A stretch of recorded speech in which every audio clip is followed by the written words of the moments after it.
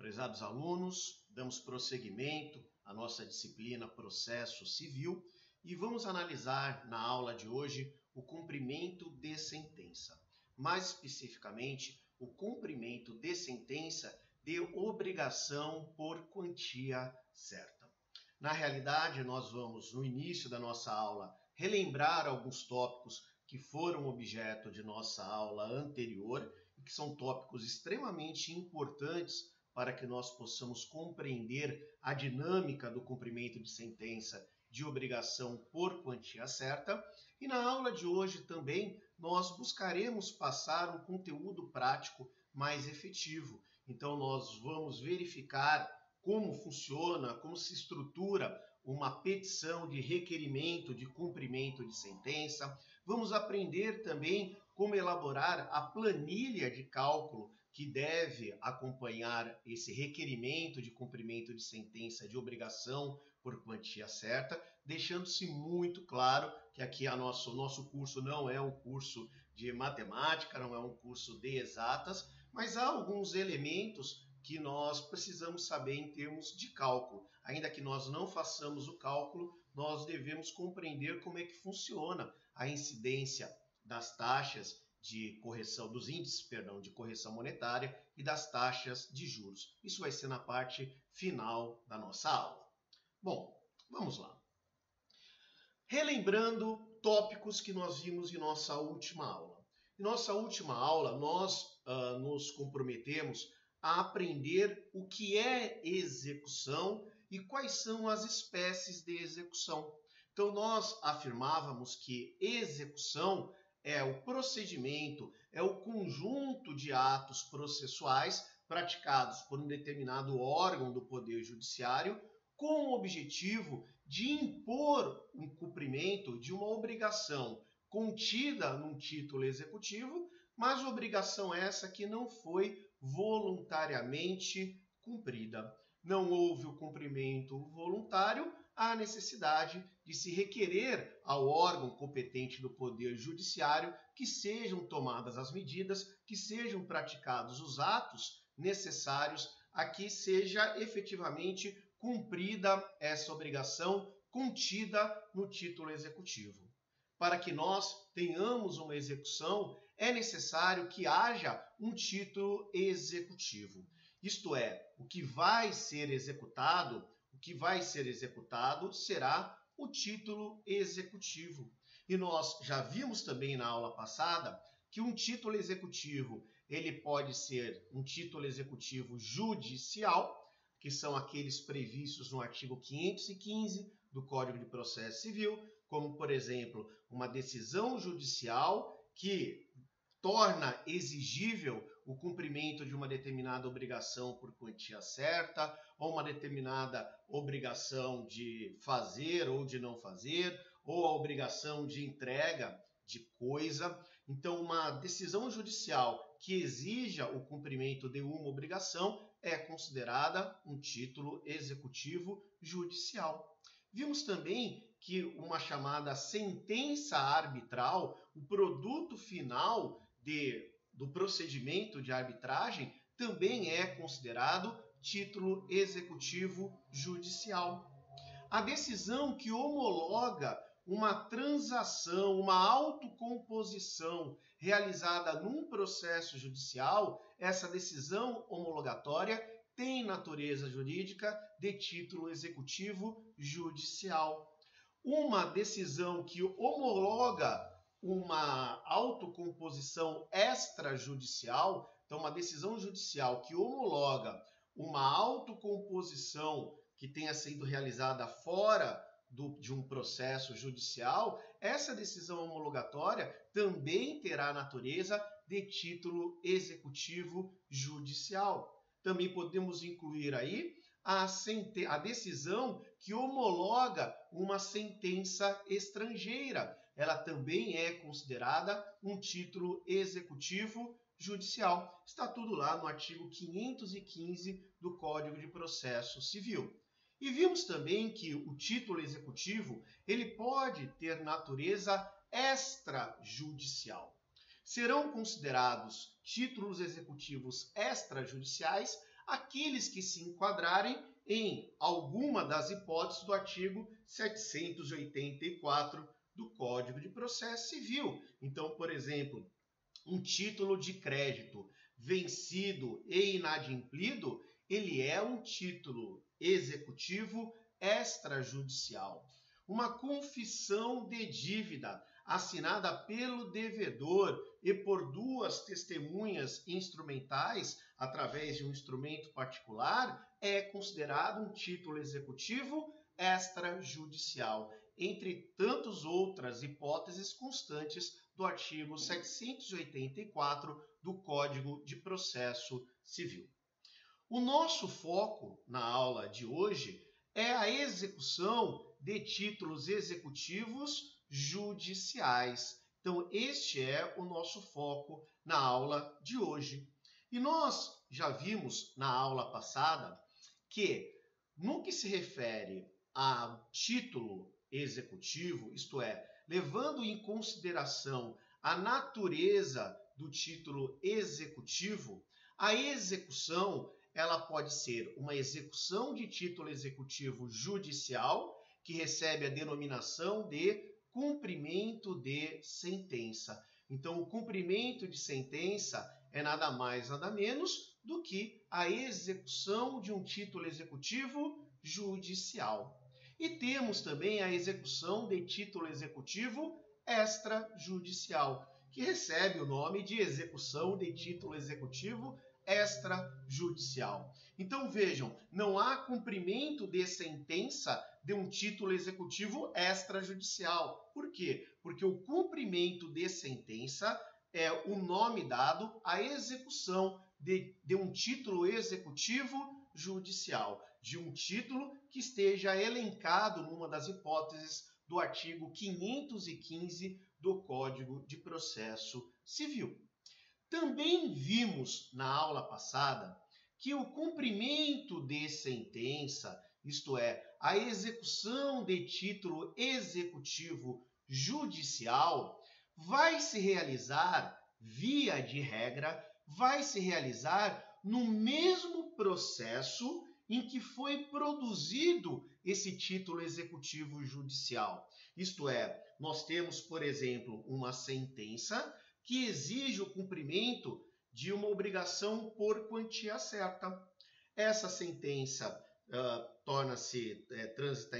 transita em julgado, forma-se a coisa julgada, é um título executivo judicial, e para que esse título executivo judicial, para que esta sentença já transitada em julgado possa ser cumprida, não há necessidade da promoção, da propositura de uma nova ação judicial, formando-se uma nova relação jurídica processual. Não, no mesmo processo, na mesma relação jurídica processual em que foi produzida essa sentença, que é o título executivo judicial, é que vai ser realizada a sua execução, é que serão praticados os atos necessários pelo Poder Judiciário, pelo órgão competente do Poder Judiciário, para que essa obrigação contida no título executivo judicial, que não foi cumprida voluntariamente, seja cumprida de forma forçada. Então, em regra, o cumprimento de sentença, a execução do título executivo judicial ocorrerá no mesmo processo, na mesma relação jurídica processual em que foi produzido esse título executivo judicial. Esta é a regra e é o que nós estudaremos hoje. Mas há exceções. Nós temos que apresentar que exceções são essas. Então, por exemplo, a execução de uma sentença arbitral. Vejam que a sentença arbitral é um título executivo judicial, mas que não é produzido num processo judicial. Então, o seu cumprimento não vai ocorrer num processo judicial já existente, numa relação jurídica processual já existente. Terá que ser proposta uma ação, terá que se dar início a uma relação jurídica processual para que esta sentença arbitral seja cumprida. A mesma coisa ocorre em relação a uma sentença penal condenatória e a uma sentença estrangeira que tenha sido homologada pelo Superior Tribunal de Justiça. Nessas três hipóteses de exceção, o cumprimento de sentença não ocorrerá no mesmo processo em que foi produzido esse título executivo judicial. Retirando-se as exceções, a regra geral é que a execução de título executivo judicial, o cumprimento de sentença, é uma execução tida como imediata, isto é, ela é realizada no mesmo processo em que o título executivo judicial foi produzido. Bom, artigos do Código de Processo Civil que tratam do cumprimento de sentença. Então, artigos 523 a 527, que serão objeto da análise na aula de hoje e que tratam do cumprimento de sentença quando no título executivo a obrigação que se tem é a obrigação de se pagar, é uma obrigação por quantia certa. Há também o procedimento específico para o cumprimento de sentença que condena em obrigação de fazer ou de não fazer, que está lá nos artigos 536 a 537 do Código de Processo Civil. O cumprimento de sentença que condena em obrigação de entrega de coisa. Esse cumprimento de sentença vai ter um procedimento próprio previsto no artigo 533.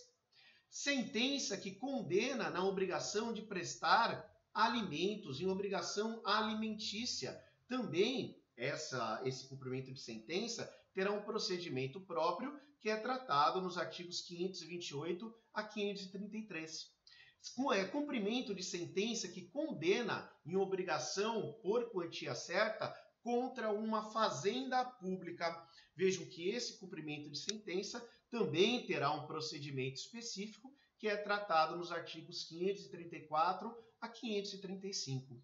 O nosso papel, até o final desse nosso curso, é estudarmos os procedimentos referentes a cada um desses cumprimentos de sentença, iniciando pelo cumprimento de sentença que condena em obrigação de pagar, em obrigação por quantia certa, né? Então aqui a gente está se referindo a um título executivo judicial que obriga ao cumprimento de uma obrigação por quantia certa. Este é o nosso objetivo na aula de hoje. Prosseguindo. Vejam, pessoal, como é que funciona o cumprimento de sentença que condena em obrigação por quantia certa?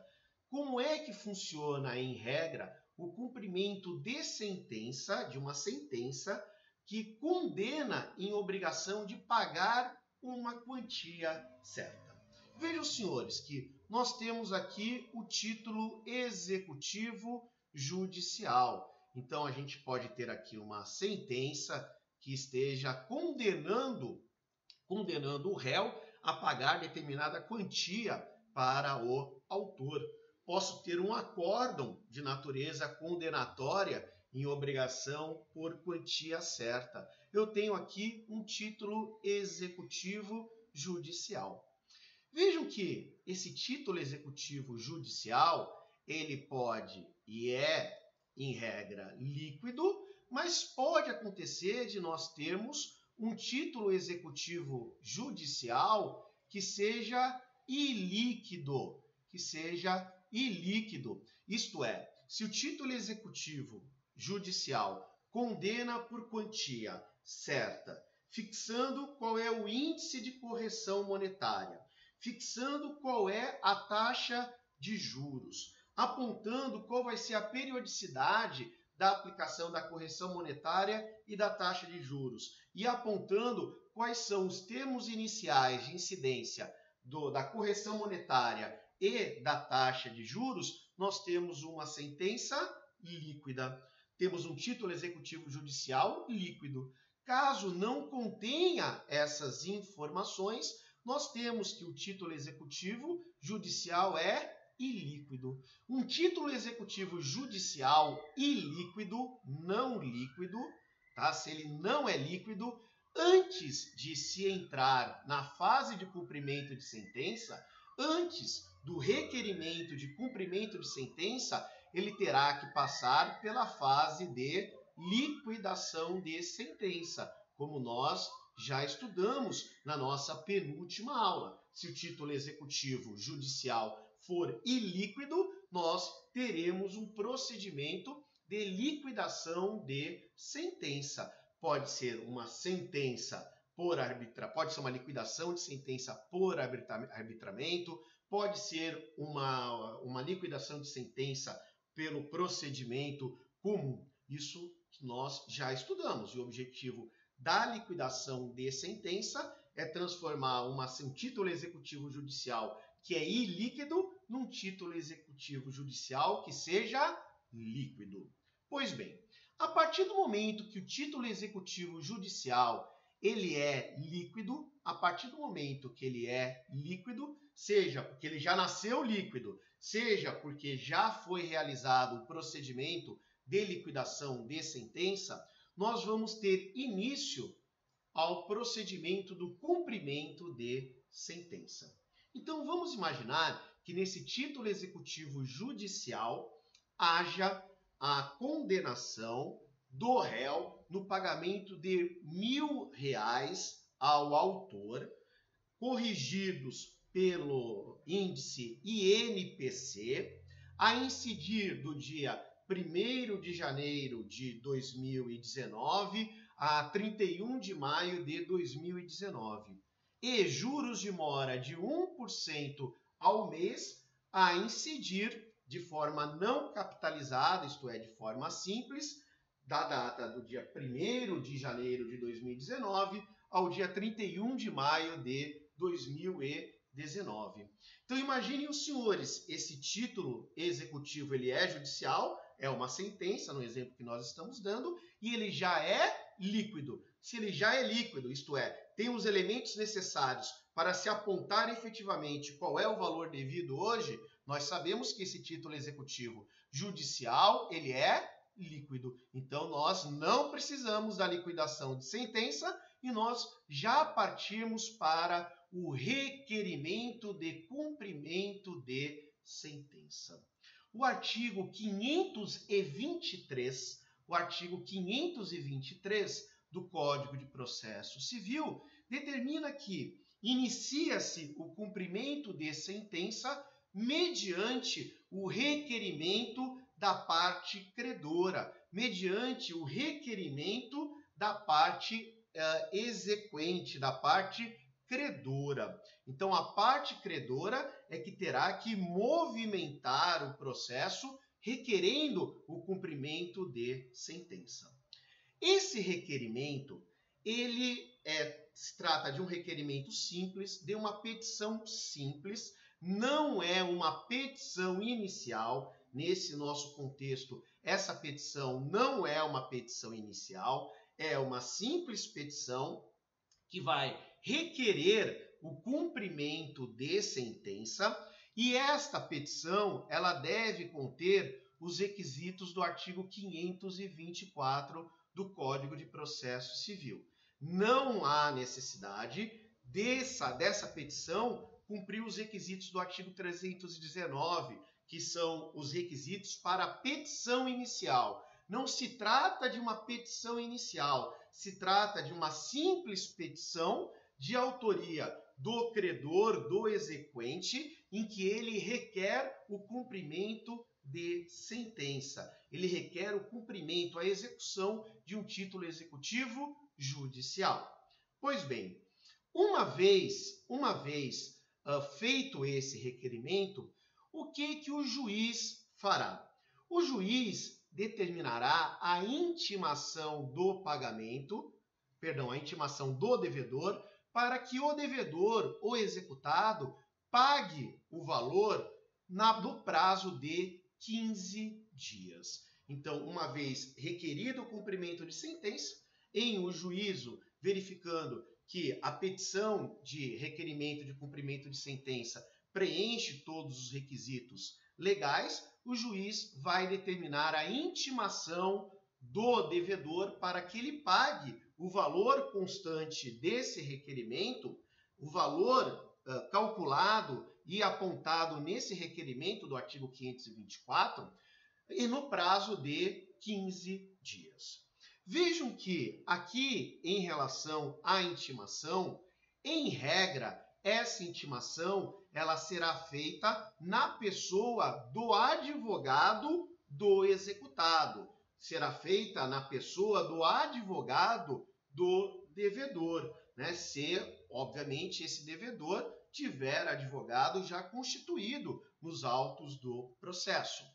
Caso contrário, caso não haja advogado constituído nos autos do processo, ou então esse executado, esse devedor está sendo defendido pela Defensoria Pública, por exemplo, aí a intimação não será feita na pessoa do advogado. A intimação será feita na pessoa do próprio devedor, na pessoa do próprio executado, através de uma carta registrada com aviso de recebimento. Pois bem, realizou-se a intimação do devedor. O devedor é intimado e aí ele tem um prazo de 15 dias para pagar a quantia líquida constante do título executivo judicial. O que pode acontecer? Nós podemos ter o pagamento voluntário, isto é, nesse prazo de 15 dias, o devedor vai lá e, pimba, paga o valor que está sendo executado, paga o valor do cumprimento de sentença.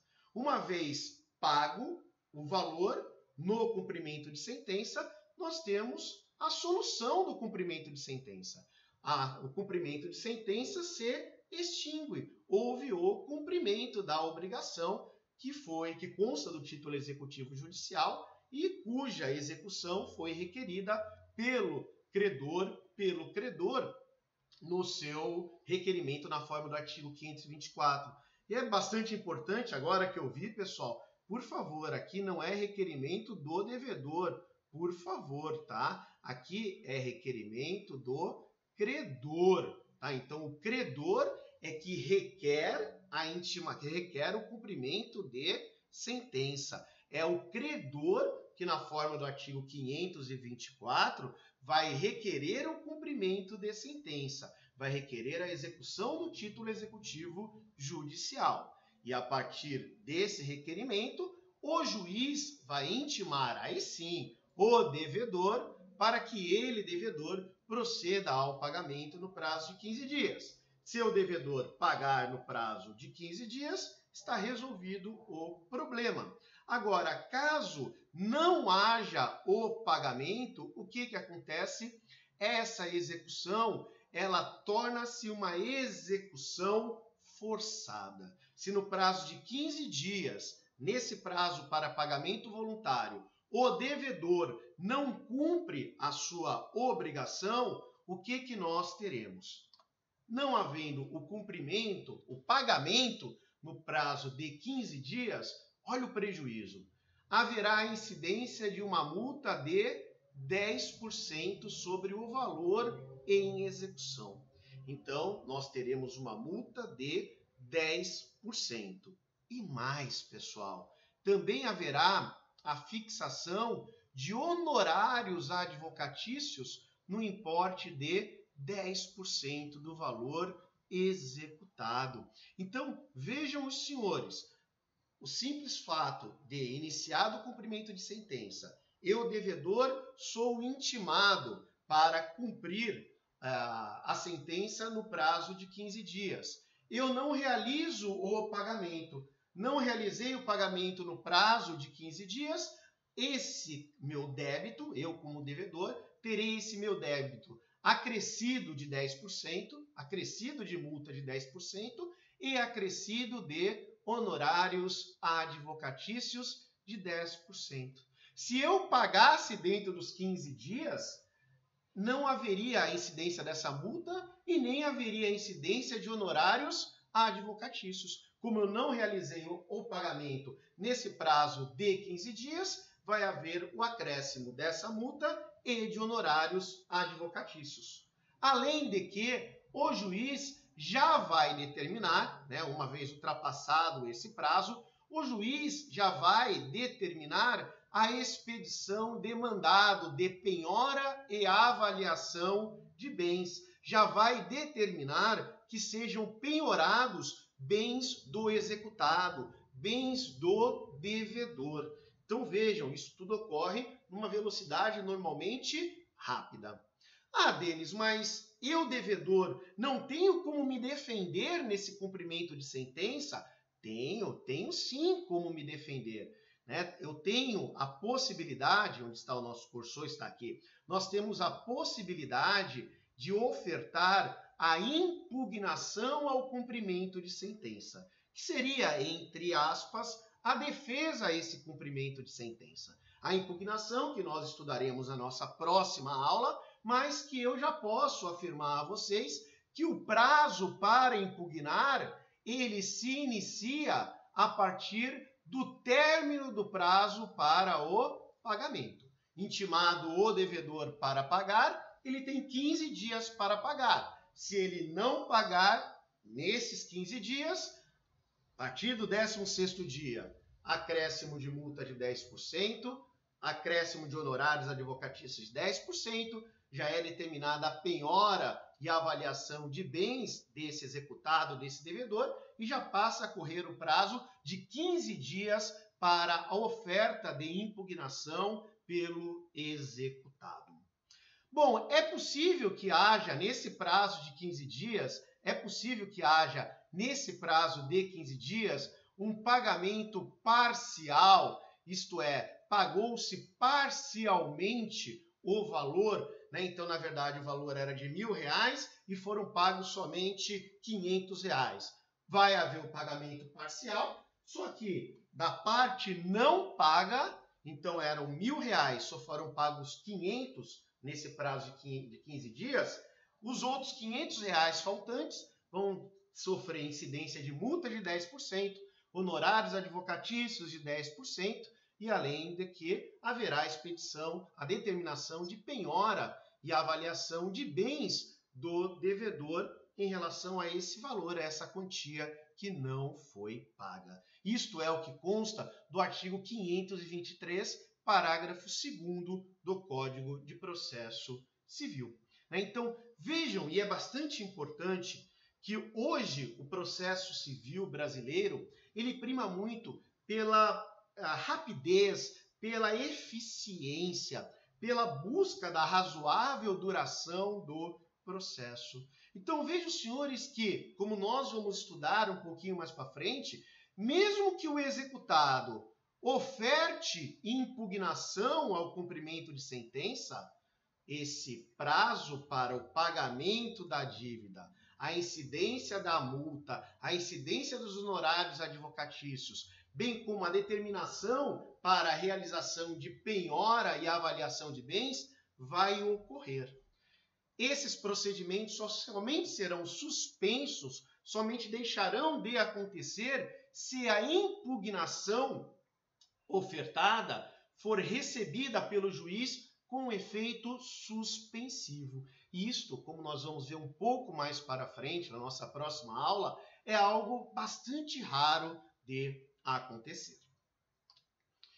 Requerimentos do cumprimento de sentença. Então vejam, voltando um pouquinho, o que nós vamos analisar agora? Nós vamos analisar este requerimento do credor. O requerimento em que o credor requer o cumprimento de sentença, requer a execução do título executivo judicial. O artigo 523 determina que, no caso de condenação em quantia certa, ou já fixada em liquidação, ou no caso de decisão sob parcela incontroversa, o cumprimento definitivo da sentença será feito a requerimento do exequente, a requerimento do credor, sendo o executado intimado para pagar o débito no prazo de 15 dias, acrescido de custas, se houver a incidência dessas custas. O que é muito importante é que este requerimento de cumprimento de sentença, ele não tem natureza jurídica de petição inicial. Não se trata de uma petição inicial. Logo, não vai seguir os requisitos do artigo 319 do Código de Processo Civil, que é o dispositivo que trata dos requisitos da petição inicial. Não. Essa petição de requerimento de cumprimento de sentença, requerimento esse feito pelo credor, pelo exequente, essa petição ela deve cumprir os requisitos do artigo 524 do Código de Processo Civil. Prosseguindo, o artigo 524 determina o seguinte: esse requerimento do credor para dar início ao cumprimento de sentença, esse requerimento, ele deve ser uma petição, ele deve ser instruído, ele deve conter ou ter anexo um demonstrativo discriminado e atualizado de crédito. Então, esta petição vai conter alguns requisitos. Essa petição de requerimento do cumprimento de sentença vai conter determinados requisitos e junto a ela haverá uma planilha. Haverá uma planilha em que constará como que foi encontrado aquele valor que está sendo objeto de execução. Além dessa planilha, esse requerimento deve conter o nome completo, tanto do devedor quanto do credor, os números de inscrição no CPF ou no CNPJ, tanto do credor quanto do devedor. Deve apontar qual é o índice de correção monetária que foi adotado nesse demonstrativo, deve apontar quais são os juros que foram aplicados, a que taxa e com que periodicidade, os termos iniciais para aplicação da correção monetária e para aplicação dos juros, se os juros forem capitalizados, se forem juros sobre juros, qual é a periodicidade dessa capitalização. Isso de início nós não vamos utilizar muito, nós vamos utilizar a incidência de juros simples, não de juros capitalizados. Então vejam que o conteúdo dessa petição é bastante simples. Eu vou requerer o cumprimento de sentença, vou fazer constar o nome do exequente, o CPF do exequente, isto é, do credor, o nome completo do devedor, do executado, e o seu número de CPF ou de CNPJ, dependendo se é pessoa física ou pessoa jurídica. Vou indicar qual é o índice de correção monetária que eu utilizei na minha planilha, que deve estar contida nessa petição ou anexa a essa petição.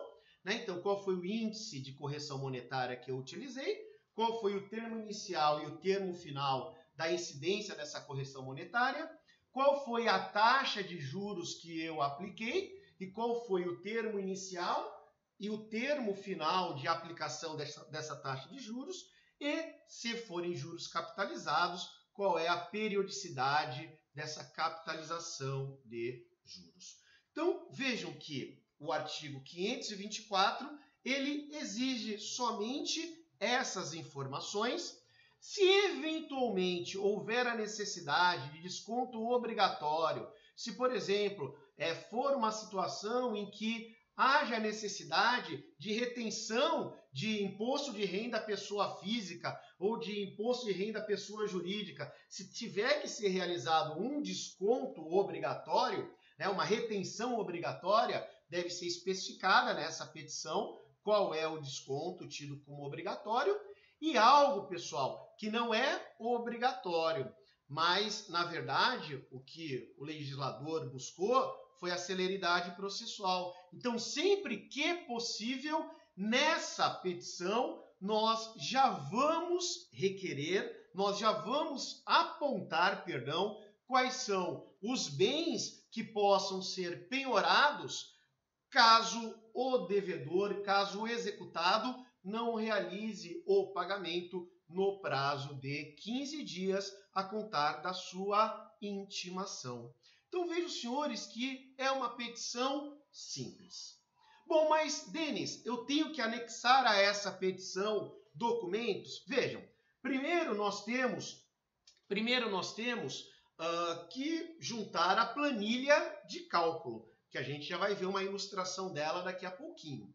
Posso também, na minha própria petição, dentro da minha petição, fazer constar essa planilha, né? Então, alguns advogados utilizam a técnica de utilizar dentro da petição, outros anexa à petição essa planilha. Mas, além desse requerimento, além do conteúdo escrito e da planilha, a Corregedoria Geral da Justiça do Estado de São Paulo, né? Então aqui a gente está falando em processos que tramitam pela Justiça Estadual Comum em São Paulo, né? Então, vejam, TJ de São Paulo, né? Então, caso nós estejamos nos referindo a uma ação que esteja, a um cumprimento de sentença tramitando pela Justiça Federal, nós podemos ter outro rol de documentos a serem juntados. Então, eu tenho que verificar quais são os documentos obrigatórios em relação àquele órgão do Poder Judiciário em que está sendo requerido o procedimento de cumprimento de sentença. Então, para os cumprimentos de sentença que sejam requeridos na competência do Tribunal de Justiça do Estado de São Paulo, essa petição de requerimento tem que ser acompanhada da sentença e do acórdão, se existente, né? Às vezes pode acontecer de não ter acórdão, ter somente a sentença, né? Por exemplo, não houve interposição de recurso e a sentença transitou em julgado. Agora, se houve sentença e acórdão, ambos, né? Cópia, imagem de ambos devem ser juntadas. Certidão de trânsito em julgado, né? Então, tanto da sentença ou do acórdão, né, que transitou em julgado, nós temos que juntar a respectiva certidão de trânsito em julgado. Temos que juntar o demonstrativo de débito atualizado, quando se tratar de execução por quantia certa, que é a que nós estudamos, né? E, na verdade, o próprio artigo 524 do Código de Processo Civil, no seu caput, já exige esse demonstrativo. E outras peças processuais que o exequente considera necessárias. Então, vejam que há necessidade da juntada desses documentos. Uma vez omitida a juntada de algum desses documentos, o juiz vai determinar que seja procedida a emenda dessa petição de requerimento do cumprimento de sentença para que seja juntado o documento que eventualmente deixou de ser juntado. Na prática, pessoal, eu costumo, principalmente quando nós estamos lidando com o processo digital, eu junto a sentença ou acórdão, junto a certidão de trânsito em julgado, junto o demonstrativo de débito, e o que eu faço também é juntar todas as demais peças dos autos do processo, né? Então, normalmente eu tomo essa iniciativa, né? Para ninguém no futuro alegar que, olha, havia uma peça que era necessária para o cumprimento da sentença e não foi juntada. Eu tenho esse hábito, dá mais trabalho, às vezes são arquivos de PDF muito grandes, nós temos que reduzir esses arquivos ou partilhar esses arquivos em vários arquivos PDF, né? Às vezes perturba um pouquinho, mas é uma forma, pelo menos para mim, mais simples para que eu não tenha no futuro que juntar outros documentos. Então, a petição de requerimento de cumprimento de sentença, essa petição que vai ser realizada nos próprios autos do processo em que foi produzido o título executivo judicial, essa petição deverá conter os requisitos do artigo 524 do Código de Processo Civil e deve conter também os documentos que são impostos pelo provimento 16 de 2016 da Corregedoria Geral da Justiça do Estado de São Paulo, quando estivermos nos referindo a cumprimentos de sentença de competência de órgãos vinculados ao Tribunal de Justiça do Estado de São Paulo. né? Então, se for vinculado a um Tribunal Regional Federal, por exemplo, serão outros os requisitos. É bastante importante que nós tenhamos essa noção. Pessoal, algo que é interessante, né? Nós falávamos que, uma vez o requerimento cumprindo os requisitos do artigo 523 e do artigo 524 e do provimento 16 da Corregedoria, nós vamos ter a intimação do devedor para pagamento no prazo de 15 dias. E nós falamos que, em regra, onde estamos aqui? Em regra, essa intimação será feita na pessoa do advogado constituído nos autos. Agora, caso não haja advogado constituído nos autos representando o devedor, esse devedor ele vai ser intimado por carta com aviso de recebimento. Ou, tratando-se de pessoa, de empresa que não se enquadre como microempresa ou como empresa de pequeno porte, nós temos também a possibilidade dessa intimação ser realizada por meio eletrônico, né? Por exemplo, através de um e-mail, né? Então, há essa possibilidade. Se o devedor ele foi citado na ação, se ele foi citado por edital e ele foi revel e confesso, no cumprimento de sentença, a intimação vai ser feita por edital. Então, se a citação foi feita por edital lá no começo do processo e o réu foi revel, na fase de cumprimento de sentença, a intimação também será por edital, pessoal. E algo que é muito importante também aqui, né, uma pegadinha, caso demore muito para requerer o cumprimento de sentença, caso o cumprimento de sentença seja requerido mais de um ano depois do trânsito em julgado do título executivo judicial, a intimação não será feita na pessoa do advogado constituído nos autos. A intimação será feita pessoalmente ao devedor por meio de carta. Isso aqui é algo bastante interessante que muitas vezes não é observado na prática. Bom, e aqui nós temos um exemplo, tá? Um exemplo de uma petição em que há o requerimento de cumprimento de sentença, né? Então, aqui na realidade, eu vou direcionar ao juízo da causa, tá? Ao juízo que já está tramitando o processo. Eu vou aqui qualificar tanto os autores, isto é, tanto os credores quanto os devedores ou devedor, tá? Eu vou, na verdade, apontar o nome dos credores ou do credor e o CPF ou CNPJ do credor ou dos credores e o nome completo e CPF ou CNPJ do devedor. Petiçãozinha simples. Vem requerer o cumprimento de sentença na forma do artigo 523 do Código de Processo Civil.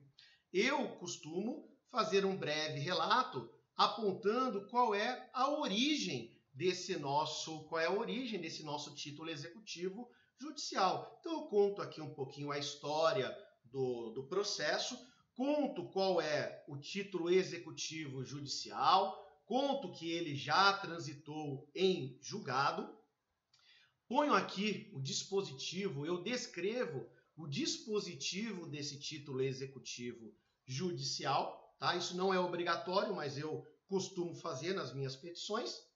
E aí eu vou informar qual é o índice de correção monetária, qual é a data de início e de término de incidência dessa correção monetária, bem como da taxa de juros. Então, conforme determinado na sentença transitada em julgado, o índice de correção monetária utilizado no cálculo do valor devido é o INPC, incidente desde o dia tal, além de juros de mora de 1% aplicados de forma não capitalizada, incidentes a partir do dia tal.